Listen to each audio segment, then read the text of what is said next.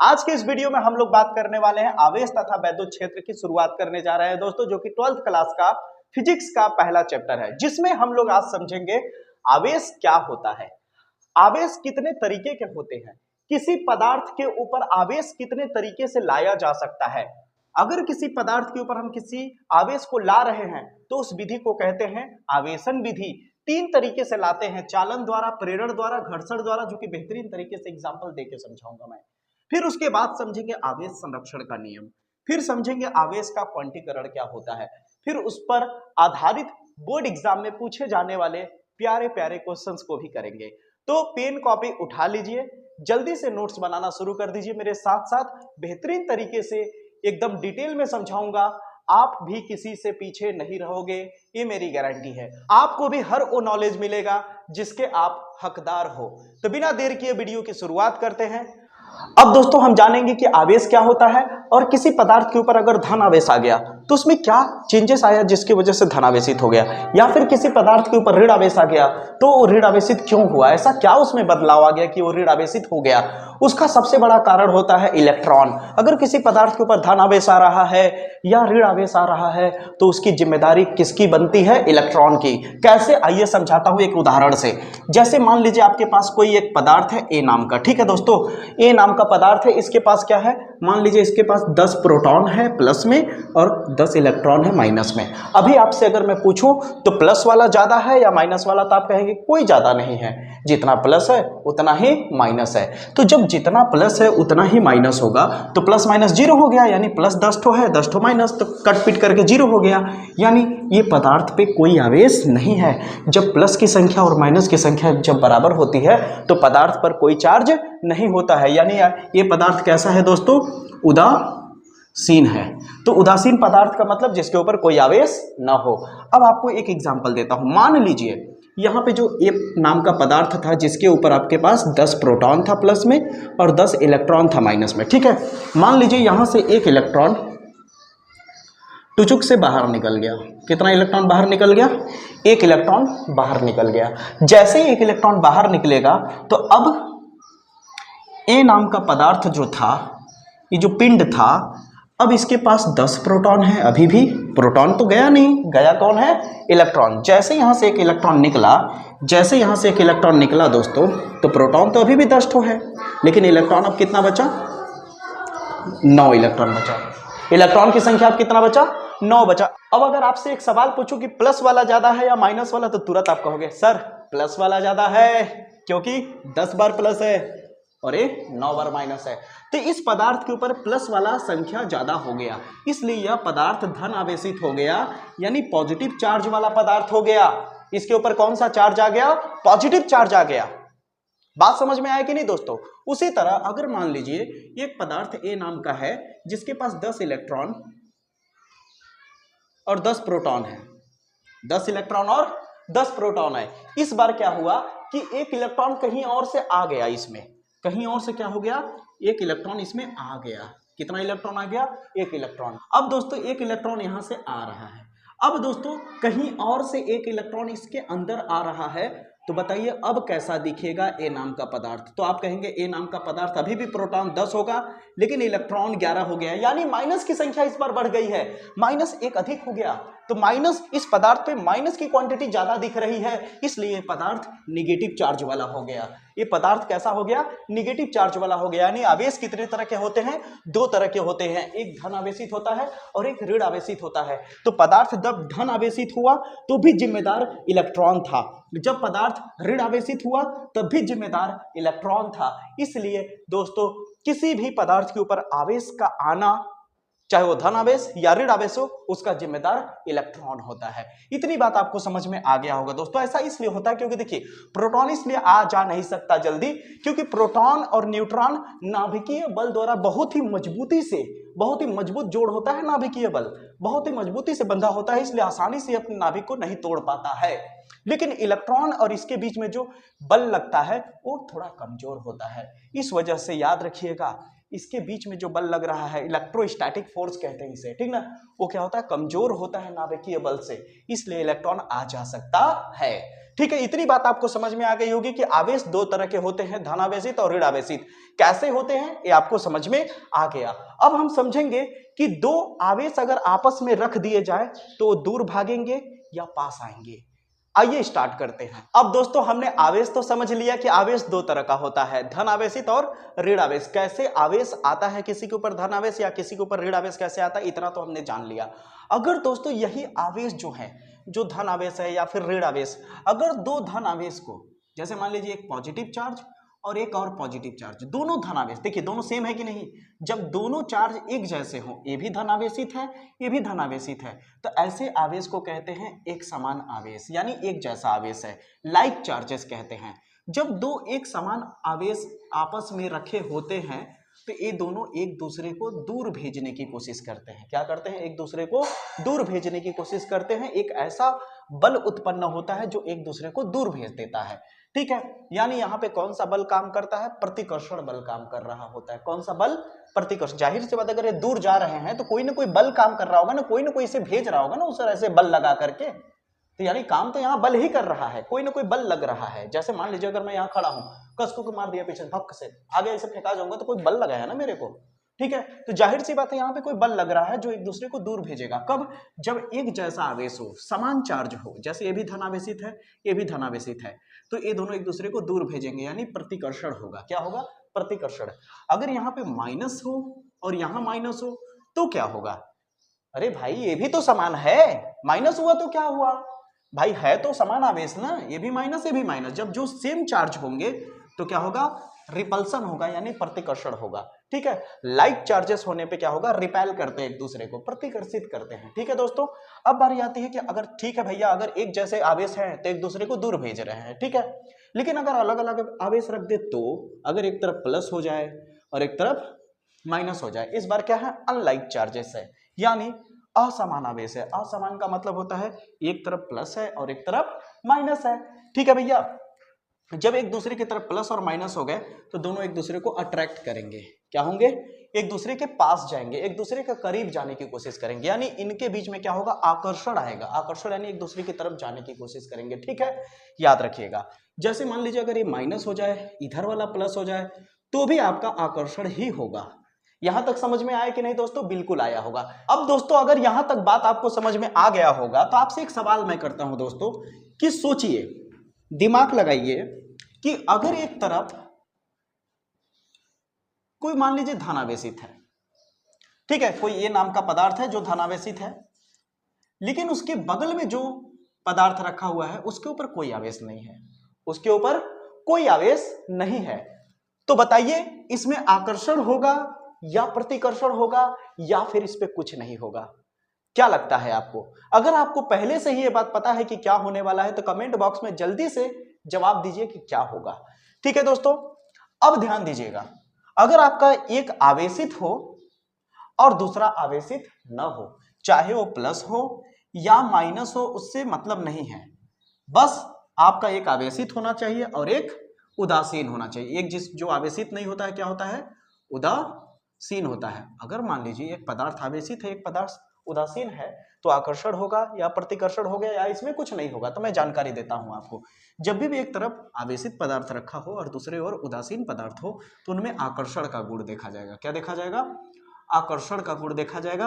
अरे भैया आप उदाहरण बचपन में लिए होंगे, आपको खुद एग्जाम्पल पता है, बस आप इससे अवेयर नहीं हो। मैं आपको समझाता हूँ, आपको याद दिलाता हूँ। आप बचपन में या 5, 6, 7 क्लास में आप एक जादू देखे होंगे, खुद से किए होंगे कि पेन लेकर के ऐसे ऐसे कच कच कच कच कच कच कच ऐसे करते होंगे, रगड़ते होंगे और उसके बाद क्या करते हैं, कागज के टुकड़े को उठा देते होंगे और कागज का टुकड़ा उठता चला जाता होगा और दिखाते होंगे, ये देखो जादू होता है कि ना। अब आपको समझ में आएगा कि ऐसा क्यों होता है। आइए समझाता हूं एग्जांपल देके। मान लीजिए आपने पेन को कपार में रगड़ा, ठीक है, अपने कपार में, अपने सर में पेन को ऐसे ऐसे रगड़ा तो पेन के ऊपर आ जाता है निगेटिव चार्ज। पेन के ऊपर क्या आ जाता है दोस्तों, निगेटिव चार्ज आ जाता है। अब मान लीजिए यह है कागज का टुकड़ा, ये क्या है, आपका कागज का टुकड़ा। समझाता हूं आकर्षण क्यों होता है। अब ये हो गया कागज का टुकड़ा। अब कागज के टुकड़े के ऊपर जितना प्लस है उतना ही माइनस है, ठीक है। अब देखिए ये इसके ऊपर निगेटिव चार्ज आया है, क्या आया है, निगेटिव चार्ज। तो निगेटिव चार्ज होने की वजह से इस कागज के पास जो आसपास में इलेक्ट्रॉन होंगे उसको थोड़ा सा इधर की ओर विक्षेपित करने की कोशिश करेगा। समझ आ रही है मेरी बातें? इलेक्ट्रॉन को, जैसे मान लीजिए यहाँ पे एक इलेक्ट्रॉन है, ठीक ना, तो इसको इधर की ओर भेजने की कोशिश करेगा, यानी हल्का सा पुश करने की कोशिश करेगा, जिसके वजह से इसके साइड में धन आवेशित आपको दिखना शुरू हो जाएगा। जितना ही एक तरफ धन आवेशित दिखेगा उतना ही दूसरी तरफ, बोलो बोलो बाबू, ऋण आवेशित दिखेगा। क्या दिखेगा? ऋण आवेश। अब ये कागज अभी भी देखा जाए तो जितना धन आवेश है उतना ही ऋण आवेश है। इसका मतलब अभी भी ये उदासीन ही है, पहले भी उदासीन था, अभी भी उदासीन है, इसके ऊपर कोई चार्ज नहीं है, फिर भी ये साइड में एक प्लस आ गया है और साइड में एक माइनस। अब आपको पहले ही बता चुका हूं कि अगर माइनस के बगल में प्लस हो तो एक दूसरे की तरफ क्या होगा? खिंचाव उत्पन्न होगा, आकर्षण उत्पन्न होगा। इसलिए पेनवा को जब रगड़ते हो ना दाऊ, इसलिए कागज को उठा लेता है। समझ आया कि नहीं? इतनी बात समझ में आ गई होगी। अब चलिए टॉपिक को आगे बढ़ाते हैं। अब दोस्तों हम समझने वाले हैं आवेशन की विधि। जैसा कि मैंने शुरू में ही बता दिया था कि आवेशन का मतलब होता है किसी भी पदार्थ के ऊपर आवेश लाना। जैसे यहाँ पे कोई पदार्थ रखा हुआ है तो मैं इसे कितने तरीके से आवेशित कर सकता हूं, तो बताया था ना 3 तरीके से कर सकते हैं। तो जिसमें पहला हम समझने वाले हैं चालन द्वारा आवेश। ठीक है, किसी पदार्थ के ऊपर चालन विधि द्वारा आवेश कैसे आता है समझिए। जैसे मान लीजिए, आपको एक एग्जांपल देके समझाता हूं। मान लीजिए कोई यहाँ पे एक पदार्थ है, ठीक है, इसके ऊपर कोई धनावेश है, मान लीजिए खूब सारा धनावेश है। बाबू समझने की कोशिश करिएगा। जैसे मान लीजिए यहाँ खूब सारा धनावेश है, ठीक है, और यहाँ पर एक पदार्थ है जिसके ऊपर कोई चार्ज नहीं है। मान लीजिए इसके ऊपर कोई चार्ज नहीं है, लेकिन अगर इसे आप किसी तार द्वारा जोड़ देते हो, अभी मान लीजिए नहीं जुड़ा हुआ है, क्या जुड़ा हुआ है? नहीं ना। जैसे ही इसे आप जोड़ोगे, जैसे आप इसे जोड़ोगे तो इसके आवेश की वजह से ये अपने आप आवेशित होने लगेगा, ये भी अपने आप आवेशित होने लगेगा। बताइए कब तक ऐसा होता रहेगा? ये आवेश इधर से उधर कब तक जाते रहेंगे? जब तक कि दोनों का आवेश एक दूसरे के बराबर ना हो जाए। आइए एक उदाहरण द्वारा समझते हैं दोस्तों। जैसे मान लीजिए यहाँ पे 2 आवेश लिया मैंने, इस पे मान लीजिए 10 कूलम का आवेश है, इस पे 4 कूलम का आवेश है, ठीक है। इस आवेश का नाम Q1 दे देते हैं, इस आवेश का नाम Q2 दे देते हैं, ठीक है दोस्तों। अब बताइए क्या होगा कि दोनों एक दूसरे के संपर्क में हैं? क्या एक दूसरे के बीच में कनेक्शन है तार का? नहीं ना। इसलिए आवेश जैसे का तैसा ही रहेगा, इसमें चालन विधि नहीं हो पाएगा। लेकिन जैसे इसको दोनों को सटा दोगे या फिर संपर्क में ला दोगे, यानी किसी तार द्वारा, जैसे इसे हम संपर्क में ऐसे लाएंगे दोस्तों, जैसे इन्हें एक दूसरे से कनेक्ट करेंगे, तुरंत ज्यादा आवेश वाला कम की तरफ जाना शुरू कर देगा। और ऐसा तब तक होता रहेगा जब तक कि दोनों के आवेश बराबर ना हो जाएं। कैसे पता चलेगा? कि अब जैसे ही मैंने तार को जोड़ा तो अब दोनों के ऊपर आवेश कितने हो जाएंगे? Q1 और Q2 क्या हो जाएंगे आपस में? तार जोड़ने के बाद आवेश बराबर हो जाएंगे। आवेश क्या हो जाएंगे? बराबर हो जाएंगे। कैसे पता चलेगा कि इस पे कितना होगा और इस पे कितना होगा? ये तो पता चल गया कि जैसे तार जोड़ेंगे तो क्या हो जाएगा? चालन विधि के द्वारा ज्यादा आवेश कम वाले की तरफ जाना शुरू कर देगा और दोनों एक दूसरे के बराबर हो जाएंगे, यानी Q1 Q2 बराबर हो जाएगा, ठीक है। इतना तो पता चल गया, लेकिन कैसे पता चलेगा कि इसके ऊपर चार्ज कितना होगा, इसके ऊपर चार्ज कितना होगा? उसके लिए एक फार्मूला यूज कर सकते हैं, Q1 प्लस Q2 बटा 2। अब बताइए Q1 कितना है आपके पास? 10 कूलम, प्लस Q2 कितना है आपके पास? 4 कूलम बटे 2। काटोगे तो कितना आ जाएगा? 14 बटे 2, यानी आ जाएगा कुल मिला के 7 कूलम। यानी इस पे भी 7 कूलम हो जाएगा और इसके भी ऊपर 7 कूलम हो जाएगा। जैसे ही दोनों के आवेश 7 कूलम हुए, कंडक्शन का मेथड यानी चालन का विधि रुक जाएगा, वहीं पे स्टॉप हो जाएगा। क्यों?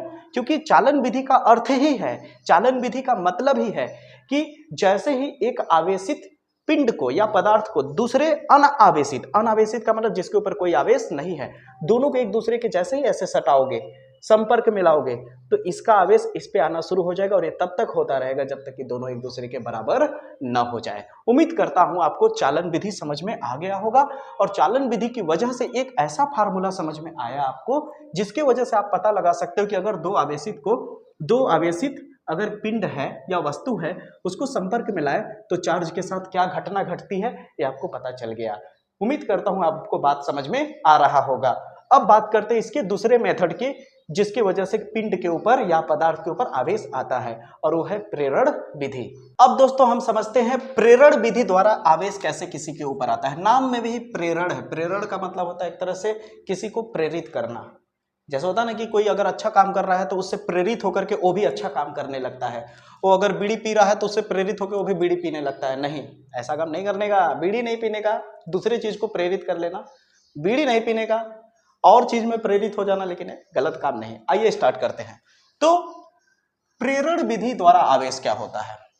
प्रेरण विधि द्वारा आवेश क्या होता है समझिए। जैसे इसमें होता क्या है, जैसे मान लीजिए एक आपके पास कोई रॉड है, मान लीजिए कोई इस तरह से छड़ है जिसके ऊपर आपको खूब सारा प्लस चार्ज है। मान लीजिए कोई एक छड़ है जिसके पास क्या है, खूब सारा प्लस चार्ज है, और इसी के पास एक और मैं पदार्थ रखता हूं। याद रखिएगा, ये कैसा पदार्थ है? कंडक्टर है, यानी एक चालक है, ठीक है। लेकिन इससे थोड़ा दूर रखा गया है। क्या रखा गया? इससे थोड़ा दूर रखा है मैंने, देखिए चिपकाया नहीं है मैंने, याद रखिएगा। जैसे इसके पास एक पदार्थ को रखेंगे तो ये जो इसके ऊपर तो कुछ आवेश नहीं है, लेकिन इस प्लसवा की वजह से इसके ऊपर अपने आप चार्ज आ जाएगा, अपने आप आवेश आ जाएगा। कैसे? ये प्लस है तो साइड साइड में अपने आप माइनस आ जाएगा। क्या आ जाएगा? अपने आप माइनस आ जाएगा। और याद रखिएगा ये बात कि जितना इधर माइनस दिखेगा उतना ही इधर क्या दिखने लगेगा? प्लस दिखने लगेगा। क्या दिखने लगेगा दोस्तों? प्लस दिखने लगेगा। अगर यहीं पे एक और रख दिए तो यहाँ प्लस है तो इधर वाले में अगर यहाँ एक और रख दो अगर इस तरह से, तो यहाँ प्लस है तो यहाँ क्या दिखेगा? माइनस दिखेगा।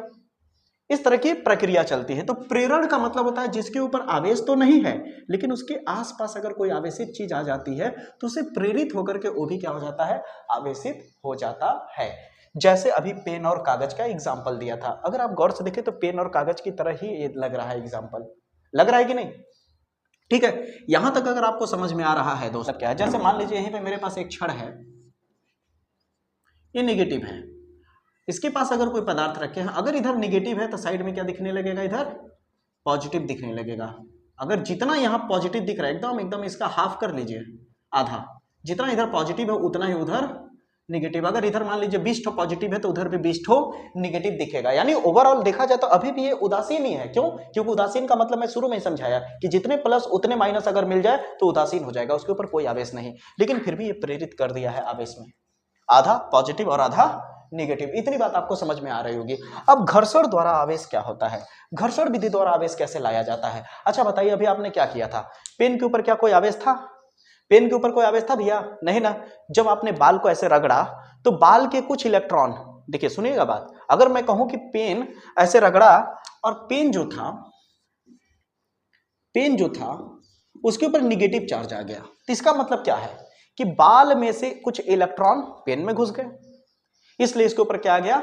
निगेटिव चार्ज आ गया। ध्यान से सुनिए बात क्या कह रहा हूं कि अगर मान लीजिए पेन है, ठीक ना, इस पेन के ऊपर अगर निगेटिव चार्ज आ रहा है तो जाहिर सी बात है इसके पास इलेक्ट्रॉन कोई गया होगा, तभी तो भाई इसके ऊपर निगेटिव आया। किसी के ऊपर निगेटिव कब आता है? जब इलेक्ट्रॉन घुसेगा। और पॉजिटिव कब आता है? जब इलेक्ट्रॉन निकलेगा। बताया ना मैंने अभी। तो यहां पे इलेक्ट्रॉन कहीं ना कहीं से इस पे आए होंगे रगड़ने की वजह से, तो रगड़ने की वजह से इस पे क्या आ गया? चार्ज आ गया।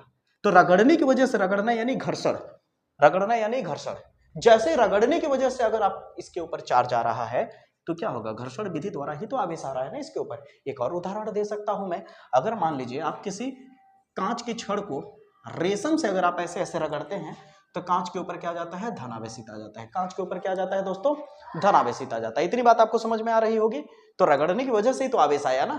तो रगड़ने की वजह से क्या होता है? जब किसी को आप ऐसे रगड़ रहे हैं तो किसी में से इलेक्ट्रॉन निकल के इसमें अगर चला गया तो जिसमें इलेक्ट्रॉन चला गया वो नेगेटिव हो गया और जहां से इलेक्ट्रॉन निकला है वो पॉजिटिव हो गया। तो उम्मीद करता हूं दोस्तों आपको आवेशन विधि अच्छे से समझ में आ गया होगा कि आपका चालन विधि द्वारा आवेश कैसे आता है, प्रेरण विधि द्वारा कैसे आता है और घर्षण विधि द्वारा कैसे आता है। अब आते हैं अगले टॉपिक की ओर। अब दोस्तों हम समझने वाले हैं आवेश संरक्षण क्या होता है, यानी कंजर्वेशन ऑफ चार्ज क्या होता है। देखिए जैसे मान लीजिए मेरे पास एक सिस्टम है इस तरह से, इस सिस्टम में मान लीजिए 3 जगह पे कोई पॉइंट है A, B, C।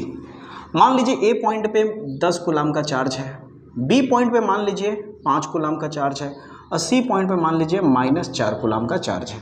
ठीक है, ध्यान से समझिएगा।